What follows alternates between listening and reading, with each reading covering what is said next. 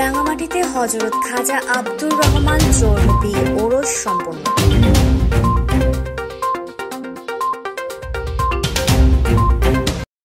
রাঙামাটিতে হযরত খাজা আব্দুর রহমান চৌধুরী রহমতুল্লাহি আলাইহির পবিত্র ওরস শরীফ সম্পন্ন হয়েছে।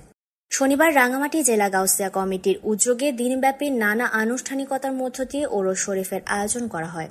শহরের রিজার্ভ মুখ খানকা শরীফে দিনটি উপলক্ষে খতমে কোরআন, খতমে মজমুয়ায়ে সালওয়াতে রাসূল, খতমে গাউসিয়া শরীফ ও মিলাদ মাহফিলের আয়োজন করা হয়।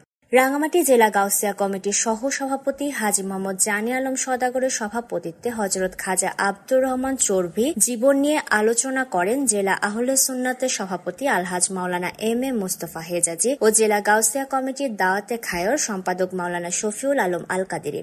সাংগঠনিক বিষয়ে বক্তব্য রাখেন জেলা গাউসিয়া কমিটির সাধারণ সম্পাদক মোহাম্মদ আবু সৈয়দ। এতে অন্যান্যের মধ্যে জেলা গাউসিয়া কমিটির সহ সভাপতি আব্দুল হালিম ভোলা সওদাগর, সাবেক সাধারণ সম্পাদক আবু জাফর সওদাগর, জেলা আহলে সুন্নাতের সাংগঠনিক সম্পাদক মোহাম্মদ আলী খান, জেলা গাউসিয়া কমিটির প্রচার ও প্রকাশনা সম্পাদক ইয়াসিন রানা সোহেল, সহ প্রচার ও প্রকাশনা সম্পাদক উপাধ্যক্ষ মোহাম্মদ মনসুর আলী সহ গাউসিয়া কমিটির নেতৃবৃন্দের পাশাপাশি আশিকে রাসূলগণ উপস্থিত ছিলেন।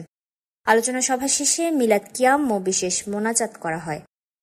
Desk report, CHD TV।